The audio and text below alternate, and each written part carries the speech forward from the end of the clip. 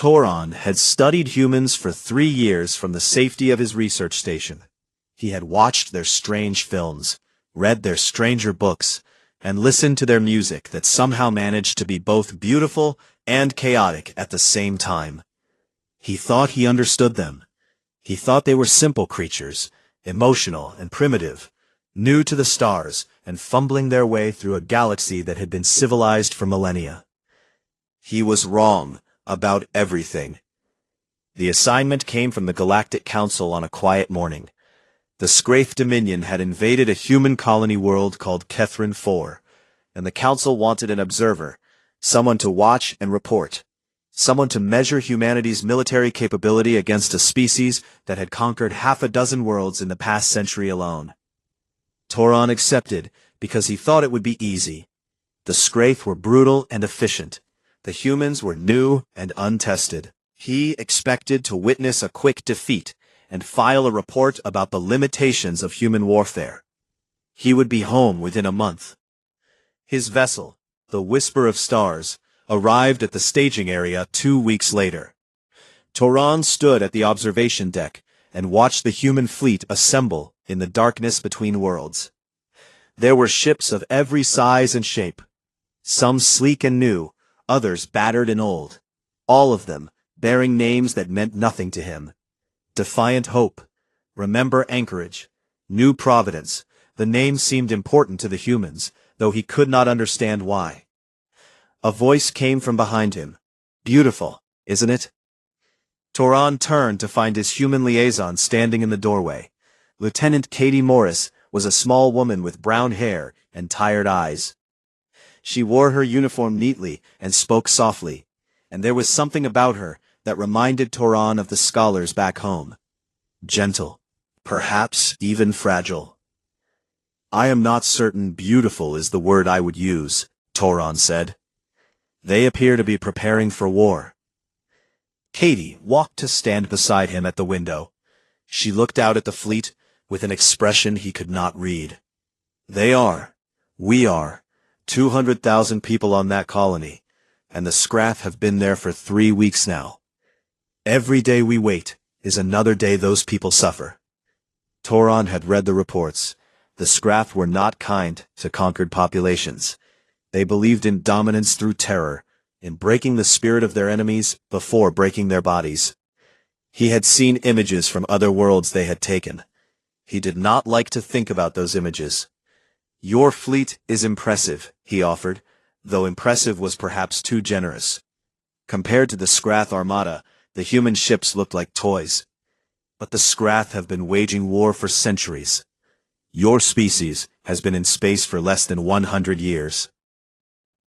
Do you truly believe you can defeat them? Katie was quiet for a long moment. Then she smiled, and the smile did not reach her eyes. I don't know if we can defeat them, she said, but I know we're going to try, and I know that we don't stop trying. Toron found this answer puzzling. What if trying is not enough? What if you face an enemy you cannot overcome? Then we make sure they remember they were in a fight. She said this simply, as though it were obvious, as though any other response would be unthinkable. Where I come from, there's a saying, it doesn't matter if you win or lose, it matters if you stood up. That seems inefficient, Toron said. Surely survival is more important than principle. Katie turned to look at him, and for just a moment he saw something in her eyes that made him uncomfortable, something old and hard beneath the gentle surface. Maybe, she said, but a life without principle isn't really survival, is it? It's just existing. They departed the next morning. The dropship was cramped and loud, packed with human soldiers in heavy armor. Toron sat in a corner, trying to make himself small, trying to ignore the turbulence as they descended through the atmosphere of Kethrin 4. The humans around him checked their weapons and spoke to each other in low voices. Some of them laughed, some of them prayed. One young man sat perfectly still, with his eyes closed, his lips moving silently. Toron realized with a start that the humans were afraid.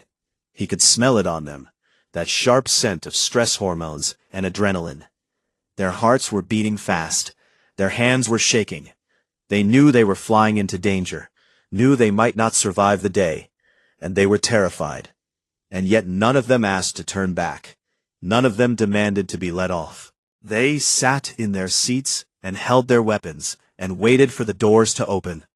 Katie sat across from him, her rifle resting across her knees. She caught him staring and offered a small shrug. "First combat drop?" she asked. "First combat anything," Turan admitted. "The Valanthi have not fought a war in 400 years. We resolved our conflicts through negotiation." "That's civilized," Katie said. "That's good. That's what the galaxy should be." She paused and looked down at her weapon. "But sometimes the other side doesn't want to negotiate. Sometimes they just want to take. And when that happens, someone has to stand in the way." The ship shuddered as something exploded nearby. Warning lights flashed. The pilot's voice came over the speakers, calm and steady, reporting that they were taking fire and would be landing hot. The humans responded by standing up and forming lines at the doors. They simply prepared themselves for what was coming. Turan watched them and felt the first stirrings of something he could not name. Not respect exactly, though that was part of it. Not fear, though that was there too. It was more like the feeling of watching something you thought you understood reveal itself to be something else entirely. The doors opened, and the humans poured out into a world on fire. Plasma bolts streaked through the air. Buildings burned in the distance. The sound of explosions rolled across the landscape like thunder. Katie grabbed Turan's arm and pulled him forward. "Stay close to me," she shouted over the noise. "Stay low, move fast, and whatever happens, do not stop moving." And then they were running, and Turan was in the war whether he wanted to be or not. He had come to observe humanity. He had come to measure their strength and assess their weakness. He had expected to find a young species, naive and outmatched, stumbling through a conflict they could not win. Instead, he found something else entirely. He found people who knew they might die, and chose to fight anyway. He found fear transformed into fuel. He found soft-spoken women with hard eyes, and young men who prayed before battle, and old soldiers who had seen too much, but refused to look away. He had studied humans for 3 years and thought he understood them. He was only beginning to learn how wrong he had been. The city had been beautiful once. Turan could see traces of it everywhere. Gardens that had been trampled into mud. Fountains that had been shattered by weapons fire. Buildings with colorful murals now scarred by plasma burns. The humans had built something lovely here, and the Skraeth had torn it apart. Bravo Company moved through the ruins in tight formation, weapons raised, eyes scanning every shadow. Sergeant Cole Hughes led the way, a large man with a scar across his jaw, and the kind of quiet authority that made others follow without question. He had been a soldier for 20 years, Katie had told Turan, and he had seen more battles than most people saw birthdays. Turan stayed close to Katie, trying to step where she stepped, trying to breathe as quietly as she breathed. Every sound made him flinch. Every flash of movement sent his heart racing. He had never been so afraid in his life. The Valanthi were not built for this. His species had evolved on a peaceful world, a place of gentle rains and soft winds, where the greatest danger was falling from a tree. They had conquered their planet, not through violence, but through cooperation. They had reached the stars, not through war, but through curiosity. The very concept of combat was alien to everything he was. And yet here he stood, in the middle of a human war, watching creatures he barely understood fight for their lives.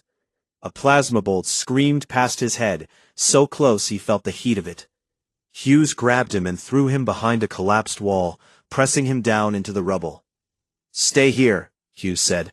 His voice was calm, almost conversational, as though people were not trying to kill them. "Don't move until I come get you." Then he was gone, disappearing into the smoke with his weapon raised, and Turan was alone with his terror. The sounds of battle surrounded him, shouting, explosions, the sharp crack of human projectile weapons and the deeper thrum of Scrath plasma rifles. He curled into a ball and covered his ears and tried very hard not to think about dying. An eternity passed. Then, hands were pulling him up, and Katie's face swam into view. "We're moving," she said. "Can you walk?" Toron nodded, though he was not certain his legs would hold him. They did, barely, and he followed Katie through the ruins as Bravo Company advanced. They found the colonists an hour later. Toron would never forget what he saw in that square. He would never be able to unsee it, no matter how hard he tried. The Scrath had gathered their prisoners and arranged them in rows, and they had done things to those prisoners that defied description. Things meant to send a message, things meant to break the spirit of anyone who found them. He fell to his knees and was sick. His body rejected what his eyes had witnessed, rejecting food and dignity and hope all at once. He knelt in the dust of a dead colony and emptied himself completely. When he finally looked up, he saw Sergeant Hughes standing at the edge of the square. The big man was perfectly still, his weapon hanging at his side, his eyes moving slowly across the horror before them. His face showed nothing, no anger, no grief, no shock. Nothing at all. And somehow that absence of emotion was more frightening than any rage could have been. "Sergeant," Katie said softly. Hughes did not move for a long moment. When he spoke, his voice was quiet and even. "Mark the coordinates, document everything, names, faces, anything that can identify them. Their families deserve to know what happened." "And then?" someone asked. Hughes finally turned away from the square. He looked at his soldiers, at the men and women who had followed him into hell, and something passed across his face. Not fury, something colder than fury, something that had weight and patience and memory. "And then we make sure this never happens again. To anyone, ever." The soldiers moved to obey, and Toron watched them work. They photographed the dead. They collected identification tags. They treated the fallen with a gentleness that made no tactical sense, arranging bodies with dignity, closing eyes that would never see again. One young private, a woman named Megan, found a child's toy in the rubble, and broke down sobbing. Her squad mates gathered around her. They held her while she cried. They did not tell her to be strong, or to focus on the mission. They simply let her grieve. Then, when the tears had passed, they picked up their weapons and continued. Toron approached Hughes later, when the immediate danger had faded and the company had found shelter in an abandoned building. The sergeant sat alone by a broken window, staring out at the burning city. "I do not understand," Toron said. "What happened in that square was designed to frighten you, to make you retreat, to break your will to fight. Why did it not work?" Hughes was silent for a long moment. When he answered, his voice was soft. "It did work. I am frightened. I'm terrified. What they did to those people is going to haunt me for the rest of my life." He paused, and his jaw tightened. "But being afraid and giving up are two different things. Fear tells me this matters. Fear tells me those people deserve justice. Fear tells me that if I walk away now, the Scraeth win, and more colonies end up like this one." "So fear motivates you?" "Fear reminds me what I'm fighting for." Hughes finally looked at Toron, and his eyes were old and sad and absolutely certain. "The Scraeth think they can scare us into submission. They think if they're cruel enough, brutal enough, we'll break. But they don't understand something about humans." He almost smiled, though there was no humor in it. "We don't break. We bend, we crack, we bleed, but we don't break. And when someone tries to break us, we remember. We remember forever. And we make sure it never happens again." He turned back to the window. "Get some sleep, observer. Tomorrow we start pushing back." Toron did not sleep that night. He lay in the darkness and listened to the distant sounds of battle, and thought about what he had seen. The horror in the square, the calm in Hughes's voice, the soldiers who wept and then stood up and kept fighting. He had come to observe humanity at war. He had expected to find weakness, inexperience, the fumbling efforts of a young species facing ancient enemies. Instead, he had found something he had no words for. Something that frightened him more than the Scraith ever could. He had found a species that looked into the face of atrocity and did not turn away. A species that felt fear as deeply as anyone, perhaps more deeply than anyone, and then chose to transform that fear into something else entirely. He did not know what to call it. He was not sure his language had a word for it. But lying there in the darkness, listening to humans prepare for another day of war, he began to understand why the Scraith should be afraid. 3 days into the ground campaign, Toran stopped trying to make sense of human behavior. He simply watched and documented and tried to stay alive. Bravo Company had taken losses. Private Danny Ochoa, a young man who had shown Toran pictures of his daughter back on Earth, died holding a corridor so his squad could retreat. He had known he would not survive. He had smiled and told them to run and then turn to face the enemy alone. They found his body later, surrounded by fallen Scraith. He had taken 6 of them with him. Corporal Megan White lost her arm to shrapnel on the 2nd day. The medics stopped the bleeding and offered to evacuate her to the ships in orbit, but she refused. She said someone needed to operate the heavy gun, and she could do it with 1 arm if she had to. She was back on the line within hours, pale and sweating and absolutely determined. These were not isolated incidents. Everywhere Toran looked, he saw humans doing impossible things. Things that made no tactical sense. Things that defied every calculation of risk and reward. A supply sergeant drove his vehicle into enemy fire to bring ammunition to a pin squad. A communications officer kept transmitting coordinates while Scraith soldiers breached her position, finishing her report even as they closed in on her. A medic ran into the open to drag a wounded soldier to safety, taking 2 plasma burns in the process and never once letting go. Toran sat with Katie during a rare quiet moment, his recording device forgotten in his lap. They were in the basement of a collapsed building, surrounded by exhausted soldiers catching whatever sleep they could. "How do you do this?" he asked. "How do any of you do this?" Katie looked up from cleaning her weapon. Her hands moved automatically, disassembling and reassembling with practiced ease. "Do what?" "Continue. Fight. Keep going when everything suggests you should stop." He gestured at the soldiers around them. "By every tactical calculation I can make, you should surrender. You are outnumbered. Your supply lines are compromised. The Scraith have air superiority. Continuing this battle is suicide." Katie considered this for a moment. "You're probably right," she said. "On paper, we should have lost days ago. The math doesn't work.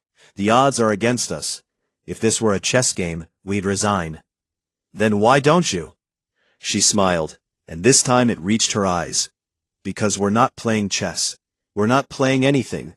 This is real, and those are real people up there being held by the Scraith, and we're the only ones who can help them. Surrendering might make tactical sense, but it would mean abandoning 200,000 people to monsters. We won't do that. Even if it costs your lives, especially if it costs our lives." She finished reassembling her rifle and set it aside. "There's this thing my grandmother used to say. She survived a war when she was young, back on Earth. A terrible war that killed millions of people. She told me that the worst thing in the world wasn't dying. The worst thing was living with yourself after you'd failed to do what was right." Toran did not know how to respond to this. Among the Volanthi, survival was the highest value. Everything else came second. That night, Katie led a raid on a Scraith command post. Toran went with them because he had nowhere else to go. His communications with the Whisper of Stars had been severed days ago. He was trapped on this world, embedded with these impossible humans, and his only choice was to follow or be left behind. They moved through the darkness like ghosts. Katie led the way, her soft voice giving quiet orders, her movements smooth and certain.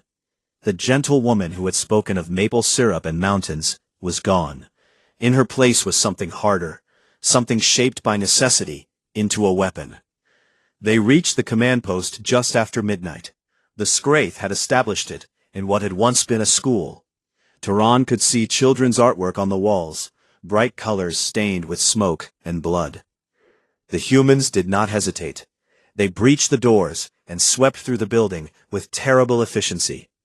Turan stayed behind Katie, his heart's pounding, his hands shaking so badly he could barely hold the recording device. Then a Scraith soldier appeared in a doorway, directly in front of him, and Turan froze. The creature was massive, twice his size, its armor scorched from previous battles. It raised its weapon and aimed at Turan's chest, and Turan knew with absolute certainty that he was about to die. The Scraith's head snapped back, it crumpled to the ground, and Katie was there, a knife in her hand, her breathing steady. She helped Turan to his feet. Her hands were covered in blood, but they did not shake.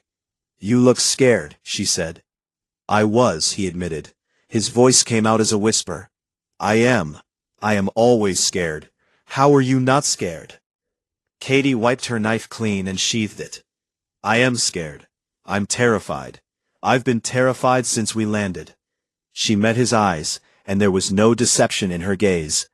But fear is just information. It tells you something matters. It tells you to pay attention. It doesn't tell you to quit. They secured the command post and captured 3 Scraith officers. Hughes interrogated them while the rest of the company searched for intelligence. Turan sat in a corner and tried to stop shaking. He thought about what Katie had said. Fear is just information. It tells you something matters. He had been afraid his entire time on this world, a constant drumbeat of terror that never seemed to fade. But the humans were afraid too. He could smell it on them, see it in their eyes, hear it in their voices. The difference was that the humans did not let their fear make decisions for them. They acknowledged it, they accepted it, and then they did what needed to be done anyway. Turan looked at his shaking hands and made a decision. He could not stop being afraid. He was not built for courage, not the way these humans were, but perhaps he could learn to carry his fear with him instead of letting it carry him. Perhaps that was what courage actually meant. Not the absence of fear, but the presence of something stronger. When Bravo Company moved out the next morning, Turan moved with them. Not as an observer. Not anymore. As something else entirely. The reinforcements arrived on the 7th day, and they were not what Turan expected. He had assumed the humans would send more soldiers, more ships, more weapons. And they did send those things. But they also sent something else. Something that confused him completely. They sent volunteers. Civilians from other colonies who had heard what happened on Kethrin 4 and decided to help. Engineers who could repair damaged equipment. Medics who could treat the wounded. Ordinary people with no military training who simply wanted to do something, anything to fight back against the darkness. One of them was a woman named Betty. She was 73 years old, with gray hair and wrinkled hands, and a smile that reminded Turan of someone's grandmother. She had flown her personal cargo shuttle through a Scraith blockade, dodging plasma fire and fighter patrols to deliver medical supplies to the ground forces. When she landed, she walked up to Sergeant Hughes and asked for a rifle. "Ma'am," Hughes said carefully, "this is a war zone. We can't accept civilian combatants." Betty looked at him with eyes that had seen more years than Hughes had been alive. "Son, I was fighting wars before your parents were born. I didn't come all this way to sit in a bunker while children do my fighting for me." She held out her hand. "Give me a rifle and point me at the enemy." Hughes stared at her for a long moment. Then he laughed, a genuine laugh that seemed to surprise even him, and handed her a weapon. "Welcome to Bravo Company," he said. Turan watched this exchange with something close to disbelief. Among the Volanthi, the elderly were protected and honored. They did not fight. They stayed safe, while younger generations handled dangerous tasks.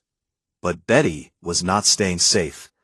Betty was loading her rifle and checking her ammunition and asking which direction the enemy was located. "I don't understand," Toron said to Katie. "She is old. She has lived a full life. Why would she risk everything now?"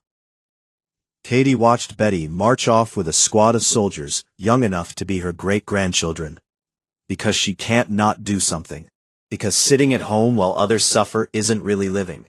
Because at the end of the day, what matters isn't how long you live, but what you did with the time you had. "Your species is insane," Toron said. Katie grinned. "Probably, but we're effective." The final assault on the Scraith Command Center began 3 days later. Bravo Company led the advance, supported by volunteer fighters and regular military units that had been pushing in from other parts of the colony. The Scraith had concentrated their remaining forces around a massive industrial complex at the center of the city, turning it into a fortress. How do you function with constant fear? Lewis thought about this. I don't know if there's a trick to it. You just decide that some things matter more than being afraid. Your friends, your family, the people counting on you. He glanced at Toron. You. Me? You're part of the company now. We don't leave people behind. So yeah, you. I'd walk into fire for you, same as I would for anyone else in this unit. Toron did not know what to say. Among the Valanthi, such declarations were made only between close family members. To hear it from someone he had known for barely 2 weeks was overwhelming. They reached the outer perimeter of the complex, just as the Scraith launched a counterattack. Plasma fire filled the air. Soldiers fell on both sides. Toron found himself pinned behind a collapsed wall with Lewis, cut off from the rest of the company. The Scraith breaching team came for them, minutes later. 4 soldiers, in heavy armor, moving with predatory confidence. Luis was wounded. A plasma bolt had caught his side, burning through armor and flesh. He was bleeding badly, his face pale, his breathing shallow, but he stood anyway. "Get behind me," he said to Toron. "You cannot fight them alone." Luis smiled, blood on his teeth. "Then I'll buy you time. Run, get to the others, tell them where we are." But Toron did not run. Something had changed in him over the past weeks, something he could not name. Perhaps the humans had infected him with their madness. Perhaps he had simply learned that there were things worse than dying. He picked up a fallen weapon and stood beside Luis. "I do not know how to use this," he said. "Point and squeeze the trigger. I'll handle the rest." The Scraith attacked. Toron fired wildly, missing more than he hit, his hands shaking so badly the weapon jumped in his grip. Luis fought with the desperate strength of a wounded animal, taking down 2 of the attackers before his legs gave out. Toron killed the 3rd one by accident, a lucky shot that caught it in the throat. The 4th raised its weapon at Luis, and Toron threw himself forward, not thinking, just moving, and drove his weapon into the gap between its armor plates. Then it was over, and they were alive, and Toron was standing in a pile of enemy bodies, with blood on his hands. Luis laughed weakly from the ground. Not bad for a diplomat. Toron looked at his hands, at the weapon he still clutched, at the proof of what he had done. He had killed. He had fought. He had stood beside a human and refused to run. He realized he was crying. He had not known the Valanthi could cry. "I was scared," he whispered. "I am still scared." "Yeah," Luis said, his voice fading. "That's how you know it mattered." The medics found them an hour later. Luis would survive. Barely. Toron would carry the memory of this moment for the rest of his life. He had learned what fear truly was on the battlefield with mankind.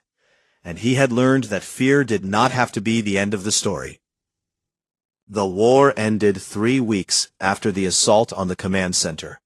Not with a victory parade or a signed treaty, but with a simple communication from the Scraith Dominion requesting a ceasefire. Toron stood on the bridge of the Whisper of Stars and read the message several times, certain he was misunderstanding something. The Scraith did not request ceasefires. The Skraeth conquered and moved on. They had defeated the Volanthi in 30 cycles, the Crethani in 12, the Morathi in less than a single year. They did not negotiate. They did not ask for peace. But they were asking now. The message spoke of unacceptable losses. It spoke of strategic reassessment. It spoke of respecting the borders of human territory, while both sides considered their positions. It spoke, though it did not use the words, of fear. The humans had not won. Not exactly. They had lost thousands of soldiers and civilians. They had buried friends and family in mass graves that would become monuments in the years to come. But they had not broken. They had not surrendered. They had fought for every street and every building, and when they lost ground, they simply found another way forward. They had bled the Skraeth dry through sheer stubborn refusal to accept defeat. And somewhere in the halls of Skraeth Command, someone had done the math. Someone had calculated how many soldiers would die to conquer human space, how many resources would be spent, how many years it would take. Someone had looked at those numbers, and looked at a species that treated extinction as an inconvenience rather than an ending, and they had decided the cost was too high. The Skraeth were not beaten, but they were afraid. 2 months later, Toran stood before the Galactic Council, in his formal robes. The great chamber stretched out around him, filled with representatives from 100 species, all of them watching the small Volanthi observer, who had spent a month in a human war zone. He had prepared a report. Pages and pages of tactical analysis, troop movements, weapons capabilities, everything the Council had asked for. But as he stood at the podium, looking out at those expectant faces, he realized that none of it mattered. "You asked me to assess humanity as a military power," he began. "You wanted numbers and analysis. You wanted to know how many ships they have, how advanced their weapons are, how quickly they can mobilize forces." He paused, gathering himself. "I cannot give you that assessment, not because I failed in my mission, but because such an assessment would miss the point entirely." The chamber murmured with confusion. Toran continued. "The humans are not a military power in any sense we understand. Their ships are not the most advanced. Their weapons are not the most powerful. Their numbers are not the largest. By every measurable standard, they should have been conquered. By every calculation, they should have surrendered." He thought of Katie Morris, the gentle woman who had killed to protect him. He thought of Sergeant Hughes, standing before unspeakable horror and finding cold determination instead of despair. He thought of Danny Ochoa dying alone so his squad could live, of Megan White refusing evacuation, of Betty at 73 years old demanding a rifle because she could not sit idle while others suffered.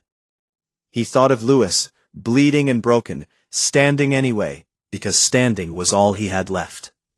"What the humans possess is something I have never encountered before," Toran said. "They feel fear as deeply as any species in the galaxy, perhaps more deeply. I watch them tremble before battle. I watch them weep over their fallen. I watch them face horrors that would have broken the Volanthi, that have broken the Volanthi, and I expected them to shatter." His voice grew stronger. "They did not shatter. They carried their fear with them like a weight, and they walked forward anyway. They looked into the face of death, and they did not turn away. They buried their friends in the morning, and fought the enemy in the afternoon. They are not without fear. They are not without pain. They simply refuse to let those things be the end of the story." The chamber was silent now. "I learned what fear truly was on the battlefield with mankind," Toran said. "And what I learned is this. The humans have discovered something we have not. They have found a way to transform terror into fuel. They have learned that courage is not the absence of fear, but the decision that something else matters more." He looked around the chamber, meeting the eyes of species who had built empires, and species who had barely left their homeworlds. The Skraeth have conquered a dozen worlds. They have never faced an enemy like humanity. They have never faced a species that makes peace with its own terror and keeps fighting anyway. That is why they asked for a ceasefire. Not because they were defeated, but because they finally understood what victory would cost them. He paused one final time. We should all be very, very grateful that humanity considers us friends, because I have seen what happens to their enemies. I have seen the price of underestimating them. And I tell you now, as someone who has walked among them and fought beside them and wept with them over their dead, there is nothing in this galaxy more dangerous than a human being who has decided something matters more than their own survival. The transmission ended. The chamber remained silent. In the months that followed, the Galactic Council would debate and discuss and analyze Tehran's report. They would argue about what it meant and what they should do about it. They would commission studies and send observers and try to understand the strange species from the edge of the galaxy. But Tehran was done with reports and analysis. He had returned to his homeworld, to his quiet life, to the gardens and fountains that had once seemed like the entire universe. He still dreamed of Kethrin 4 sometimes. He still woke in the night with the smell of plasma fire in his nose and the sound of human voices in his ears. He still carried the scars of what he had seen, what he had done, what he had become. But he also carried something else, a lesson learned in blood and fire, in courage and terror, in the space between fear and action. He had learned that survival was not the highest value. He had learned that some things mattered more than living another day. He had learned that the measure of a species was not their strength or their technology or their numbers, but what they chose to stand for when standing cost everything. He had learned these things from humanity, and he would never forget.